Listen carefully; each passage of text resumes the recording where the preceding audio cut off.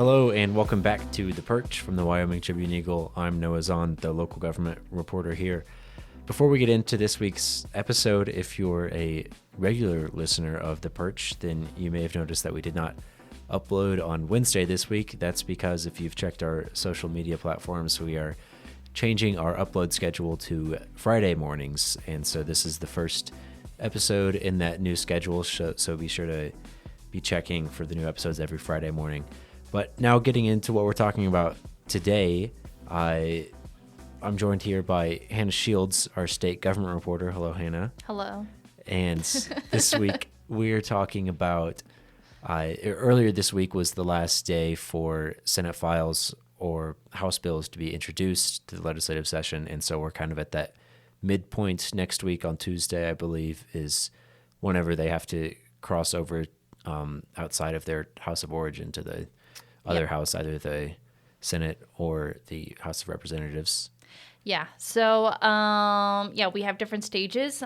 Typically, how the process works is a bill needs to be introduced, and that is up to either the House Speaker or the Senate President to introduce that bill. Then it gets assigned to a committee, which is like a small group of House members that focuses on that bill. Usually, they'll deal with 2 to 3 bills in a committee meeting. Once it gets pushed out of committee, then it goes to the House or Senate floor, also known as Committee of the Whole. Once it gets through Committee of the Whole, then it has 2 more readings on the floor, so second reading and third reading, before it is then, if it makes it through all those, then it's passed over to the other chamber. So you're correct. We already passed our deadlines. Wednesday, January 29th was the last day for Senate files to be introduced. And then Monday, earlier this week, was the last day for House bills to be introduced. So this week is kind of the halfway point. It's a 37-day session. So at least in my brain, I'm thinking 4th week. We're about halfway there. Mm-hmm. So at this halfway point, they have brought the supplemental budget to the floor. It was introduced in both chambers last Friday. This week, members brought second reading amendments, which were discussed yesterday, to the budget bill. Tomorrow, they will be bringing third reading amendments. So this is basically amendments brought by members to add in more money that could have been cut by the Joint Appropriations Committee when they were talking about the budget last week, or reverse, even though that's typically not usually what happens. Usually they're trying to add more money, or, advocates add more state positions in an office, or give more funding to a program. So they had their Second Amendment readings yesterday. Then tomorrow they're going to have their Third Amendment budget readings. And then I believe next week, both chambers will come together in the Joint Conference Committee, or JCC, to basically compare and go through the amendments added from both chambers to the supplemental budget. And then they have to agree on those amendments before continuing on with that budget. So, so tomorrow is an important day because that will be the last day for bills to be reported out of committee. So this week we have been seeing a lot of bills being pushed through committees. I think yesterday, notably, it was probably the longest day so far. Where both Senate and House committees met after adjournment, which for the House, that was a very late night. I was not here. I went home. But I feel like for example, the House Corporations Committee, I think they met around 9, 10 o'clock at night, because... So one very important bill that both the Senate and House Corporation Committees were talking about would ban all electronic voting machines in Wyoming. Basically, it would shift the state to a full hand count of all of its election ballots. As you can imagine, our county clerks were not thrilled about that bill. It kind of started as a grassroots movement last summer. I did some research. The Jackson Hole News and Guide reported how there was a push for a ballot initiative to do hand counts in Wyoming elections. But as Representative Scott Smith, who was the sponsor of the House bill, said last Friday when he introduced the bill, they're hoping to kind of expedite that process by going through the legislature first. However, that did not work because surprisingly, the House corporations and the Senate corporations committees both killed that bill. Senate, I was kind of expecting that to happen. You have Senators Case and Bill Landon, whom I kind of expected might push back on that idea a little bit. Was a little bit more surprised in the House just because there are some Freedom Caucus members on that. And I do believe this is kind of one of their goals is to push for hand counting. That is something our state GOP has said before. Different county GOPs have also pushed for this. So I was a little bit surprised to see the House kill that bill as well. They spent a good 3 meetings talking about that. It was quite exhausting if you're a journalist. Mm-hmm. Yeah. And any other, hot topic bills that you've been covering? You've been covering the House mostly, and our freelance journalist who's been helping us out, Carrie Haderlie, has been covering the Senate, and we'll hear from her a little bit later. But back to the House, what else have you been following in this first half of the session? Yeah, so I've been following a multitude of things. Obviously, there are some social issue bills that we're seeing getting passed through the House, such as restricting abortion rights in Wyoming. Abortion is still currently legal in the state as it's being battled out in the court. However, they are bringing back bills that would essentially restrict reproductive rights. So we've seen a few of these abortion bills pass out of the House and cross over to the Senate. 2 of them that I have been following. One is House Bill 42, regulation of surgical abortions. Basically, it would require Wyoming's only center that offers abortion surgeries to get licensed as a surgical ambulatory center, which is very difficult, and it would require them to do a lot of extensive construction, and they've testified that they believe this bill would essentially just put them out of business. So that bill did get passed over. Another one was a bill, House Bill 64. It would basically require women to get an ultrasound, a transvaginal ultrasound, within 48 hours of taking an abortion pill, which is highly unneeded, according to experts who testified against this bill. It's also costly. A woman would have to pay for the ultrasound.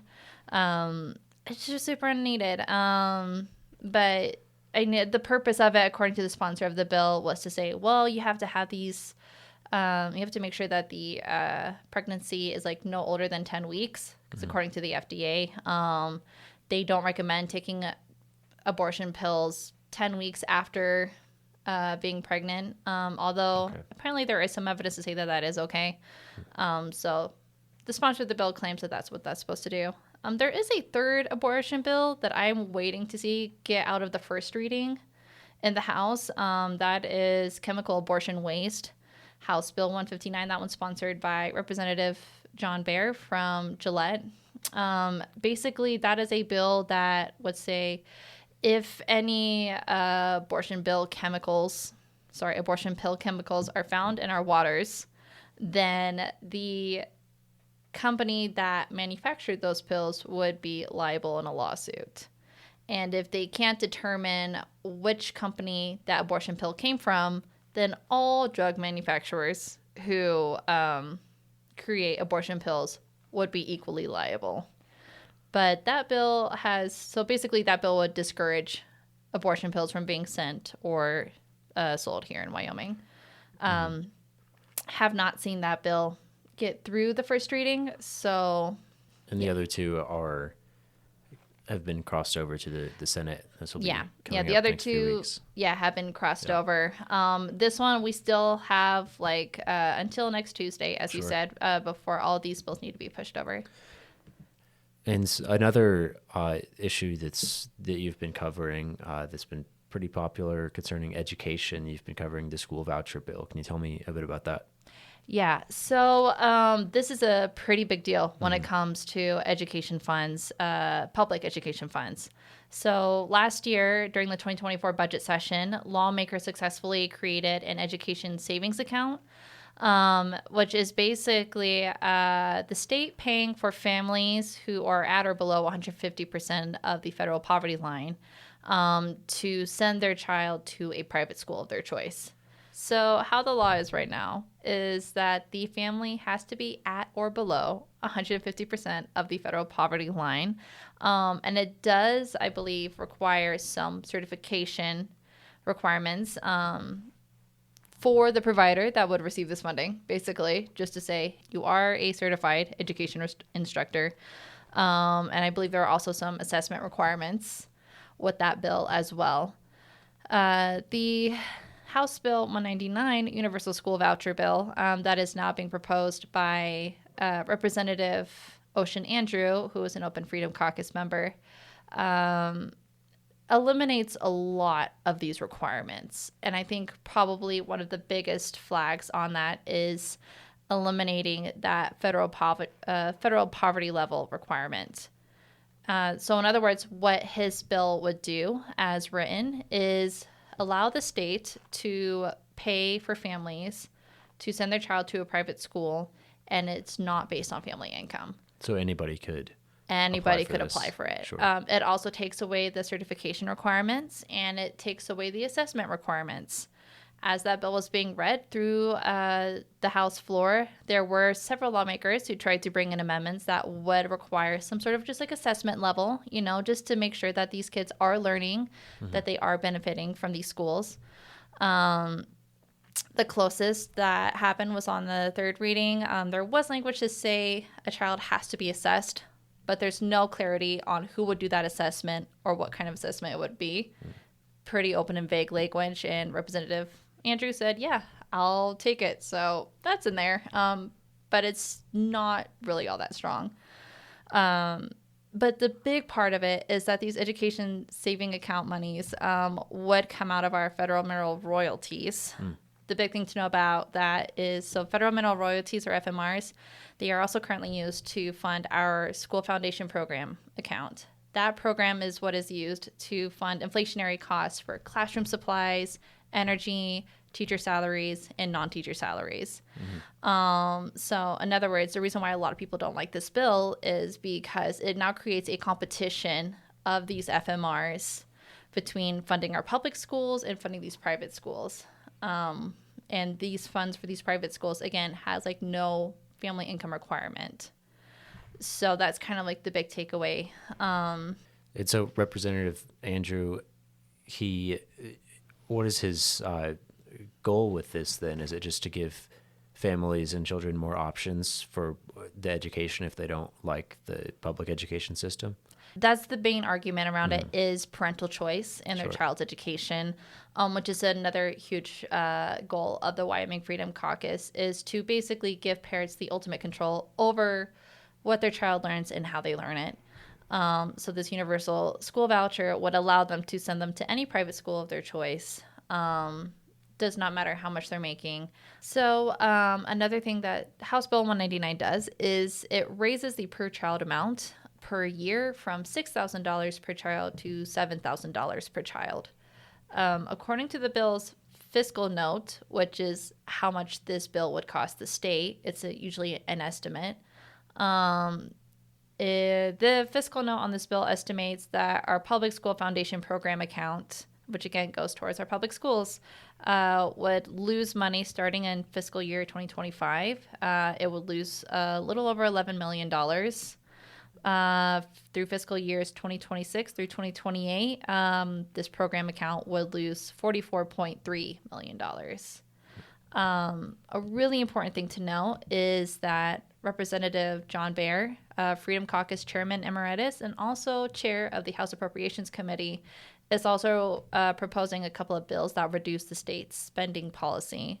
Both of these bills would also have a huge negative impact on our school foundation program account. In that $11 and $43 million loss, what is the account currently at? How big of a loss is that?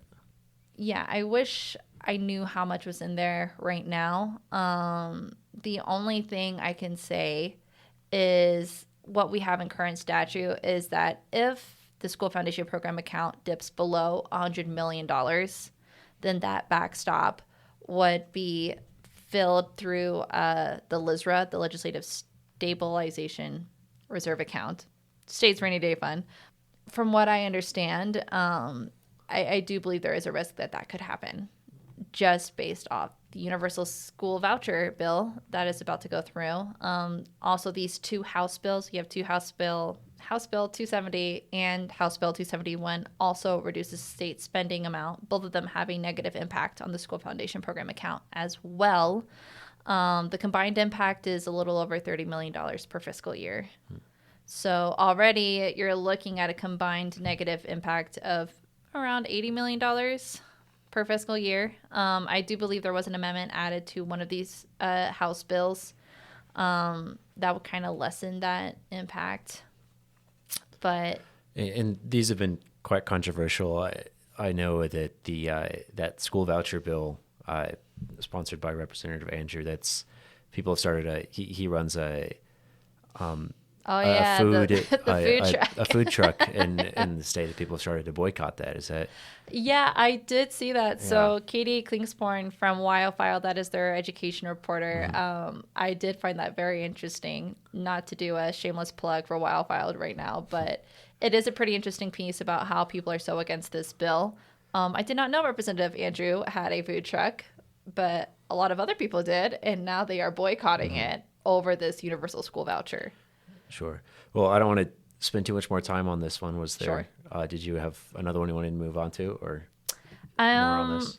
I mean, outside of that, there's definitely plenty of election bills going around there. I mean, despite the two that got killed in committee, that would have definitely been the biggest one. I'm still following some that could especially impact Laramie County voters. One of them, for example, is the pen and paper ballot. And that one was specifically impact Laramie County, where instead of using our touch voting screens, we would now have to fill out paper ballots.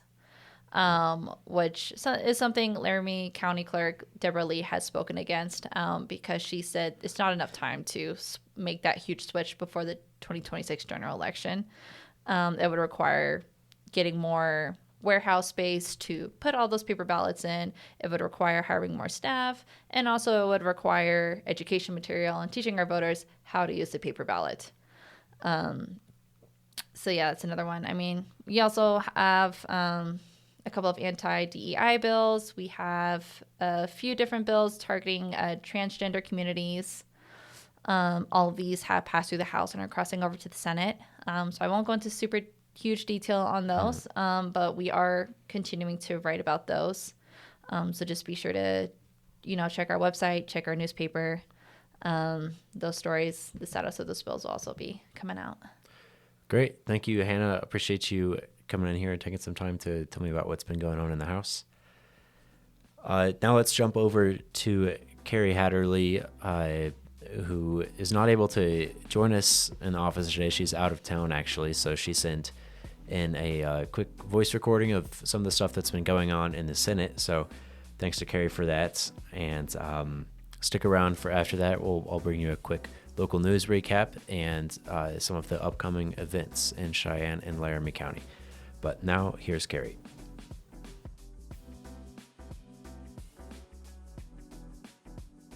Property tax has remained one of the top issues in the Senate for the last month, and this week the Senate passed a bill including a 2-year 50% reduction in property taxes for single-family structures up to $1 million in value.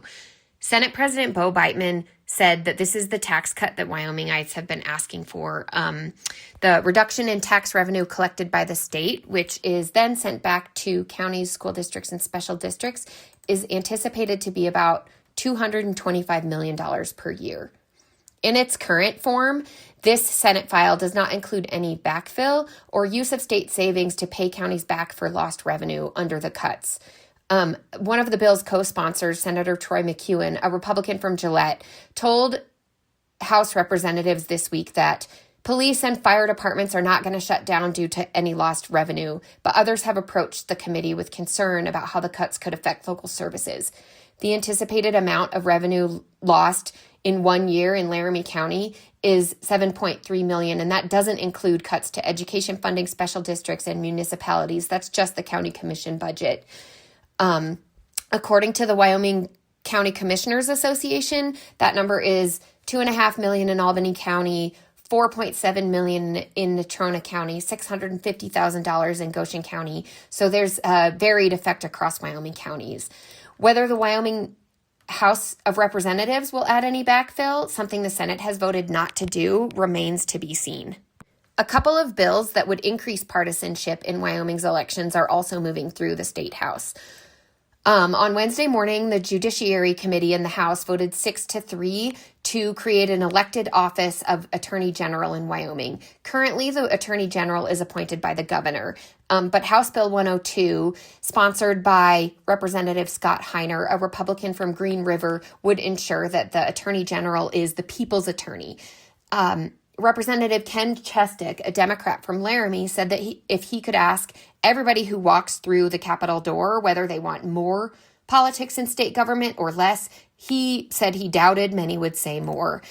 Committee co-chairman Art Washut, a Casper Republican, said he couldn't support House Bill 102 because an elected attorney general would become part of the decision-making cadre at the highest level of state government instead of a legal resource. He also said that he believed an elected attorney general could undermine the governor's role as the voice of Wyoming. On the other side of the Capitol, senators have voted to pass a measure to add party affiliation to school board candidates' names in the general election. Senate File 98, which is co-sponsored by a Republican from Cheyenne, Senator Jared Olson, will head to the House next week. Olson says that partisan labels help voters quickly identify candidates with values and priorities that align with their own, but others worried that the measure might reduce participation in school board elections. That's an office that's hard to fill in some of Wyoming's smaller communities. On Thursday, a Lander Republican senator named Cale Case gave a pretty impassioned plea to leave politics out of Wyoming children's schools, but others argued that partisanship has already reached our schools. On that topic, the Senate has passed a few measures that would limit transgender students' participation in sports that match their gender identity or to use bathrooms and locker rooms that do the same. The Senate has also passed a one-time allocation of $38.1 million from the Public School Foundation program account to the State Construction Department for school district major maintenance funding. That one-time allocation will only last until 2026. As that bill was initially introduced, it would have increased the formula for school maintenance funding, not just allocated one-time funds for paying for school building repairs. A Republican from Casper, Senator Bill Landon, had advocated for that formula change, saying that the state has underfunded its school facilities for about a decade, but other senators rejected that formula change. A few measures have failed in the Senate. The Senate failed to approve a 5-year moratorium on wind and solar projects in Wyoming, and also failed to approve a bill called Make Carbon Dioxide Great Again. That bill, sponsored by Torrington Republican Senator Sherry Steinmetz, would have prohibited classification of carbon dioxide as a pollutant. The Senate also killed a bill that would have created separate mule and white-tailed deer hunting seasons, something lawmakers have long discussed but have never passed. A couple bills related to housing were not even introduced on the floor, including House Bill 272, which came after months of work by the Wyoming Community Development Authority and would have created grants and low-interest loans for the construction and rehabilitation of housing across Wyoming. That bill failed to meet a Monday deadline for introduction in the House. Thank you for that, Hannah and Carrie. And now I'm here with Taylor Staples, our arts and entertainment reporter. And you're going to bring us a list of the upcoming events this week. Yeah, thank you, Noah. So for today, there's a Behind the Curtain Lunch and Learn with CLTP at noon at the library, where you'll learn more about their production of Sondheim on Sondheim, which is playing later this month. Then the Shine Creativity Center is celebrating their second anniversary party in tandem with the First Friday Art Walk starting at 5. Also tonight is a youth event with arcade games, live music, and snacks from 6 to 10 p.m. at the David Romero Community Center for ages 12 to 15. Then on Saturday, February 8th, the Shine Creativity Center will be having a field guide journal DIY from 1 to 4. Then at the library, people can go and listen to a Martin Gilmore Folk Trio educational talk from 2 to 4, and then see their concert at 6. Also at 6 p.m. on Saturday, the second annual Frozen Fury on the Plains Rodeo will take place at the Event Center at Archer. Then on Sunday, February 9th, there will be a diamond painting event from 1 to 3 at Cats and Coffee Connections. On Monday, February 10th, there's a Cowgirls of the West luncheon at 11:30 a.m. at Little America. On Tuesday, February 11th, at the library, there's 2 food-related events from 6 to 7. The first one is for adults, where they'll learn how to bake sourdough bread, and the second is for teens playing a Will It waffle game. On Wednesday, February 12th, there's an AARP Cheyenne Community Group meeting at the Laramie County Senior Center from 12:30 to 2, and also the Governor's Prayer Breakfast at 6:30 a.m. at Little America. And then finally, on Thursday, February 13th, there's a Valentine's-themed family crafting event at the library from 4 to 5:30, as well as a couples Valentine's Day board making session at the Cheyenne Creativity Center from 5:30 to 7:30 p.m. Great. Thank you, Taylor. I'm excited to find out if it will or won't waffle on Tuesday or Wednesday, whenever that was. But appreciate that, and thanks for bringing that to us again on the podcast this week. Yeah. Before we wrap up today, I'll bring you a quick roundup of some of the local headlines that we've published over the past week. The American Civil Liberties Union of Wyoming sent out a letter to all 23 sheriffs across the state warning of the risks in partnering with the federal government to enforce immigration law. Laramie County Sheriff Kozak noted that the letter was intended to intimidate him out of doing his job, but said he would be willing to work with anyone, including the ACLU, to ensure criminals are brought to justice in a constitutional manner. In 2021, Laramie County School District 1 saw the highest rate of student citations, with nearly 400 citations in a year. In 2024, that number dropped by 40% to 240 citations. While citations are down, the district is still working to address issues with substance use and weapon possessions on campus. Despite continued efforts to demonstrate the historical relevance and potential reforestation applications of the High Plains Research Station and Arboretum, advocates were again denied historical site status and funding on Tuesday. Advocates, including Cheyenne Mayor Patrick Collins, say they hope to continue pursuing options to restore the Arboretum, which helped Wyomingites grow strong trees in a cold and arid climate. Lawmakers could still restore some or all of the funding that was stripped from the budget January 23rd by the Joint Appropriations Committee. And finally, on Monday at the City Council meeting, Michelle Aldrich has said that she would put forth an ordinance that would repeal the ordinance approved in January to bring a paid parking district to downtown Cheyenne. She said she's doing this in response to a petition signed by over 120 downtown stakeholders, including business owners and property owners, that opposed the governing body's decision to bring a paid parking program downtown. At least 4 total council members said they would support Aldrich's ordinance, and they will need a total of 6 votes on Monday to pass the item on first reading to send it through the process to be approved in a couple of weeks. But that's all for this week's episode of The Perch. Thank you for tuning in, and again, be sure to tune back in next week on Friday, our new upload date. Until then, have a nice weekend.